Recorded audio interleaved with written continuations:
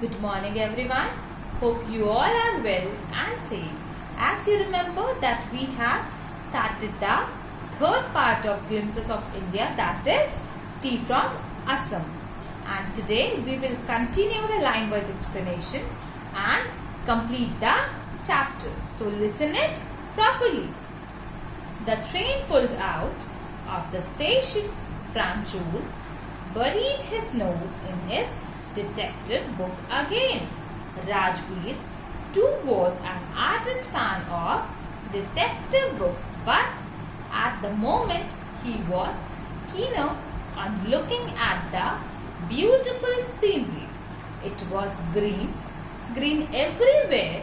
Rajveer had never seen so much greenery before.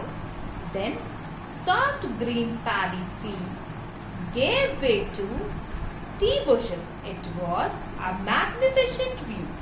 Against the backdrop of densely wooded hills, a sea of tea bushes stretched as far as the eye could see. Dwarfing the tiny tea plants were tall, sturdy shade trees, and amidst the orderly rows of bushes, busily moved doll-like figures. Here it is said that as soon as the train started moving, Pranjul got stuck in reading his detective book. Both the friends are whom?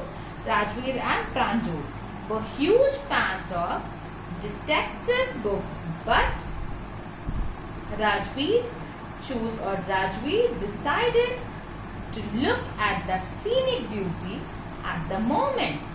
There was greenery all around, something Rajveer had never seen before. After the green paddy fields came tea plantations. As far as he was able to look, only tea bushes were visible, so much so that the narrator compared it to a sea of tea bushes. In the background, there were hills with dense forest in between the tea plantations. There were orderly rows of tall and strong trees that were moving because of the wind. It was such an amazing view. In the distance of an ugly building with smoke billowing out of tall chimneys, "Hey, a tea garden!" Rajveer cried excitedly. Pranjul, who had been born and brought up on a plantation, didn't share Rajveer's excitement. "Oh, this is tea country now," he said. "Assam is the largest concentration of plantations in the world. You will see enough gardens to last you a lifetime." Here it is said that the train was moving. Next, Rajveer saw an ugly looking building, and from which smoke was coming out. It was a tea garden. Rajveer got excited, but Pranjul, who had already seen all this during his childhood, didn't match the same level of enthusiasm. Pranjul tells him that they have entered Assam, which is known as the tea country. The state has the maximum number of tea plantations in the world. I have been reading as much as I could about tea."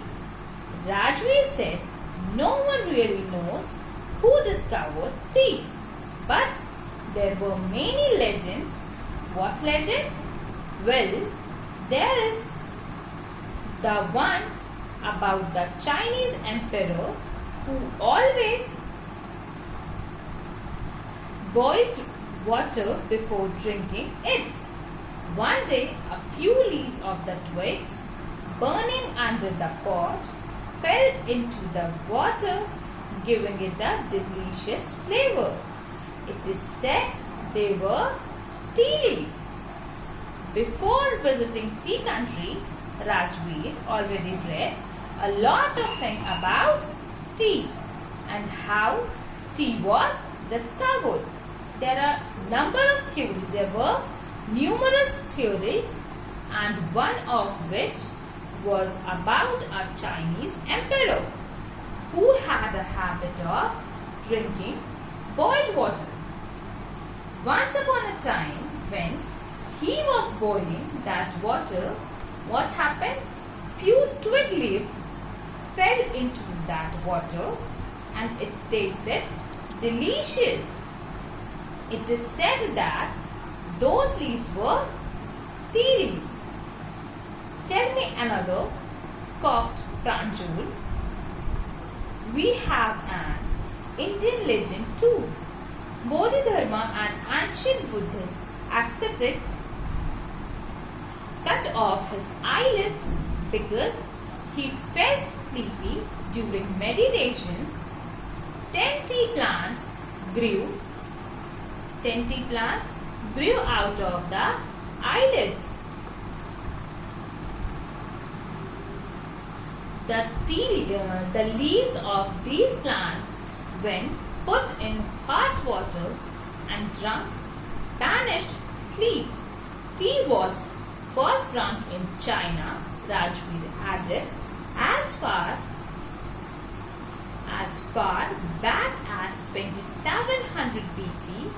In fact, words such as tea, chai and chini are from Chinese. Tea came to Europe only in the 16th century and was drunk more as medicine than as beverage. On being asked by Pranjul, Rajbir told another story about an Indian legend named Bodhidharma. He was a Buddhist monk who had cut his eyelids because he used to feel drowsy or he used to feel sleepy while having meditation. Eventually, tea plants grew out of his eyelids, which upon consuming after boiling with water helped in getting rid of sleep. Further, Rajbir highlighted a few facts that stated that tea dates back to 2700 BC and was first consumed in China. All such words as chai and chini have originated from Chinese language.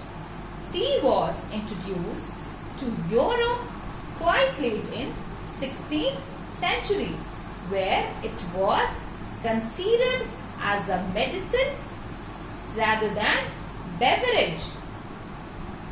The train clattered into Mariani Junction. The boys collected their luggage and pushed their way to the crowded platform. Pranjol's parents were waiting for them.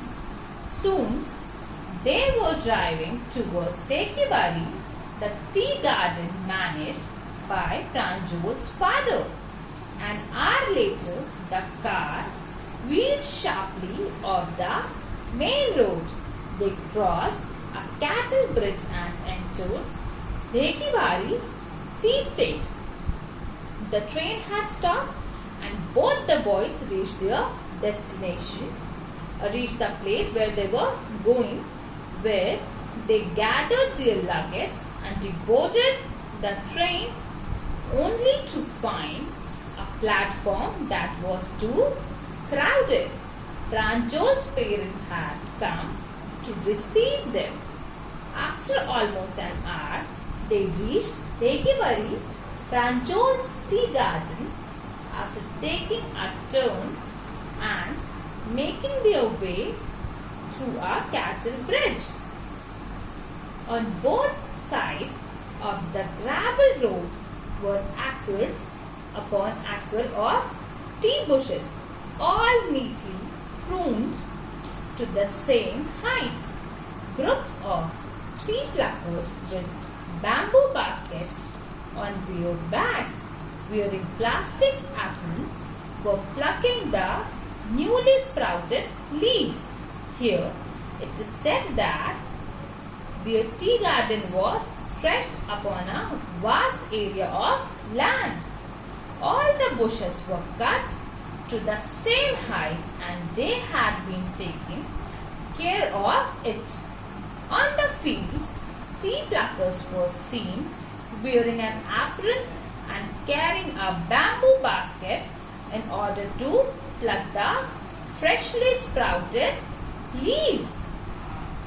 Pranjol's father slowed down to allow a tractor pulling a trailer load of tea leaves to pass. This is the second flush of sprouting period, isn't it? Mr. Barua, Rajveer asked. It lasts from May to July and yields the best tea. You seem to have done your homework before coming, Pranjol's father said in surprise. Yes, Mr. Barua, Rajveer admitted, but I hope to learn much more while I am here. On their way to, here it is said that on their way to the field, Pranjol's father gave to a tractor that was loaded with tea leaves. On seeing this, Rajveer flaunts his knowledge by mentioning that this is the second sprouting period of the year that lasts from May to July and gives excellent yield. Pranjol's father, who seems impressed, replies that he seems to have done a lot of research before coming to Assam. Pranjol, who was excited about learning more about the amazing beverage, showed his intention of the same. Now you have a confusion that who was Mr. Barua? Mr. Barua was the father of Pranjol, okay? So don't get confused.